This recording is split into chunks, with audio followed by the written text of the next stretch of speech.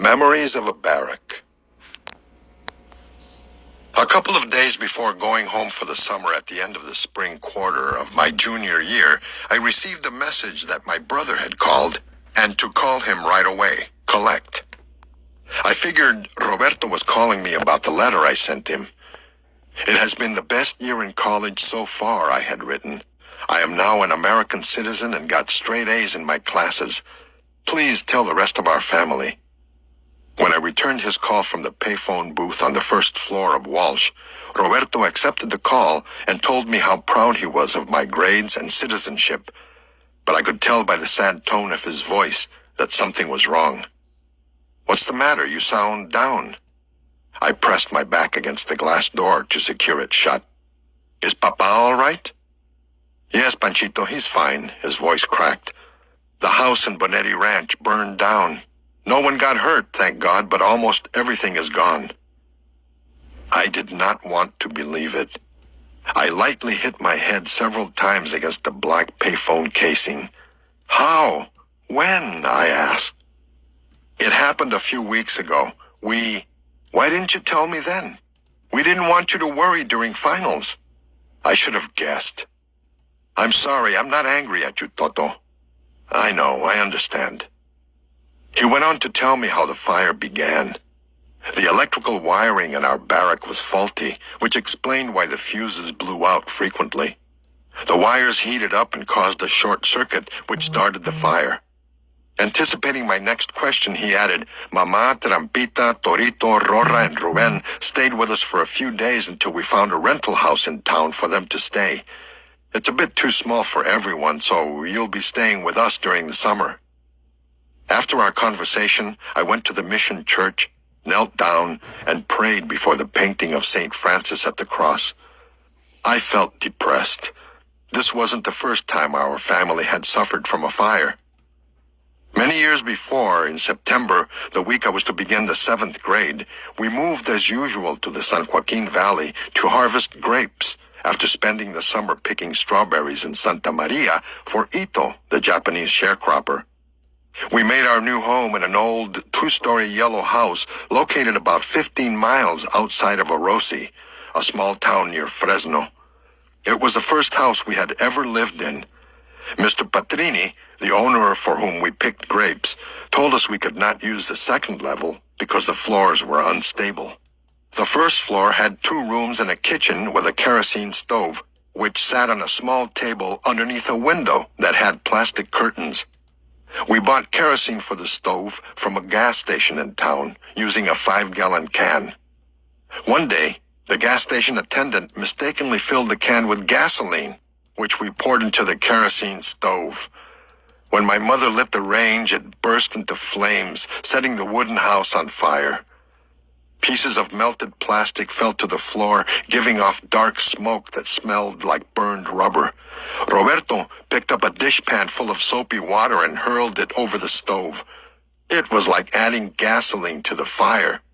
The flames quickly spread on the floor, and by the time the firefighters came, the house had burned to the ground. My mother had consoled me after I had lost my prized notepad in that fire. I used the small notepad to jot down words I needed to learn for school and memorize them while I worked in the fields so that I would not be too far behind when I started classes for the first time every year in November. She had reminded me to be thankful to God that none of us in the family was injured, and pointed out that all was not lost because I had learned everything I had written in my notepad by heart.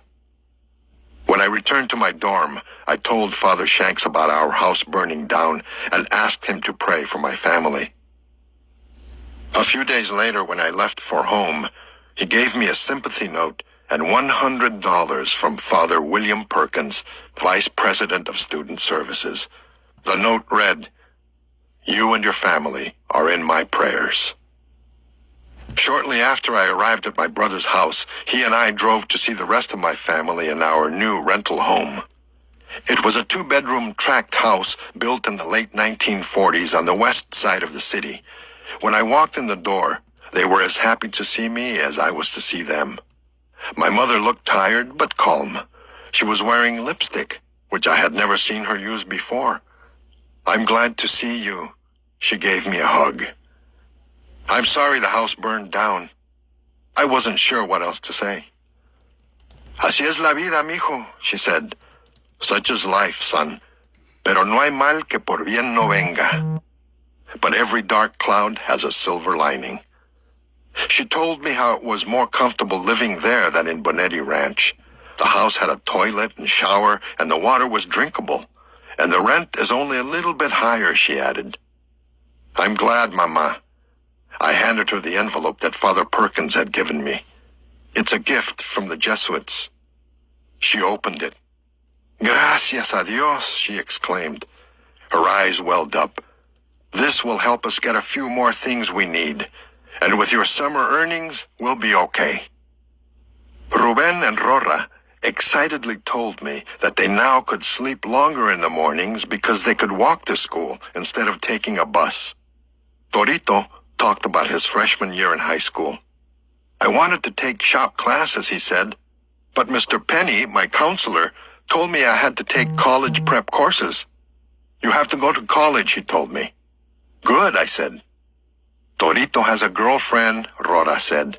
My brother blushed and rolled his eyes. Show Panchito her picture, Ruben said. He and Rora glanced at each other and giggled. Go on, mijo, my mother said. Show it to him. Marcy is a very nice and beautiful girl. Torito went to his room and brought back a small color photo of his girlfriend and handed it to me. She had a round face, brown skin, short jet black hair, and almond-shaped eyes.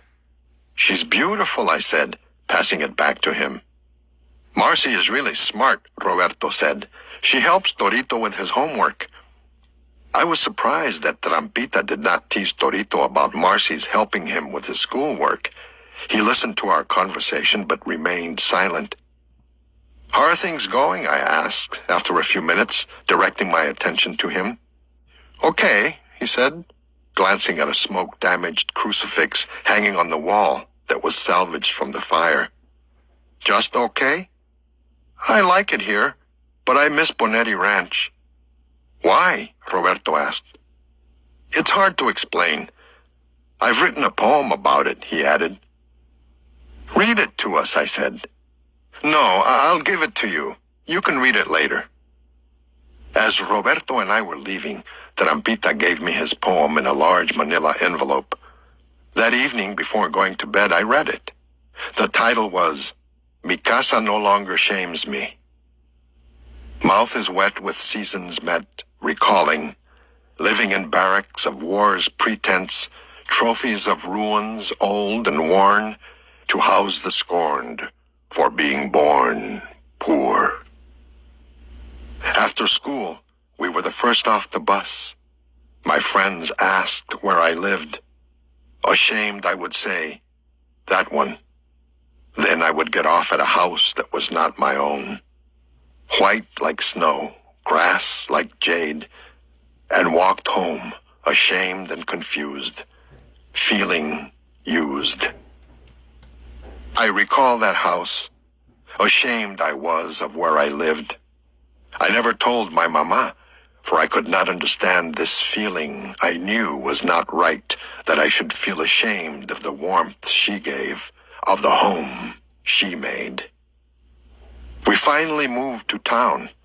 It was after that night that I came home and found our house burning down. The sky was red with flames it spat, flashing lights, fire trucks, faces made of stone. All hope gone, destroyed by the flames of mighty feet. Eyes watering, flooding our sighs, already so familiar with pain, wondering why our tears did not extinguish those flames. My soul died again and again. I visited that place again many times. Still, families live there. New faces, familiar sounds, familiar souls. Yes, I recall that house. La casa that no longer shames me. The next morning I drove to Bonetti Ranch and visited the place where our barrack once stood. Only bits of broken glass and scorched metal and twisted wire and ashes remained. The large pepper tree that had provided shade was also damaged. Its charred branches hung down, mourning the loss of a good friend.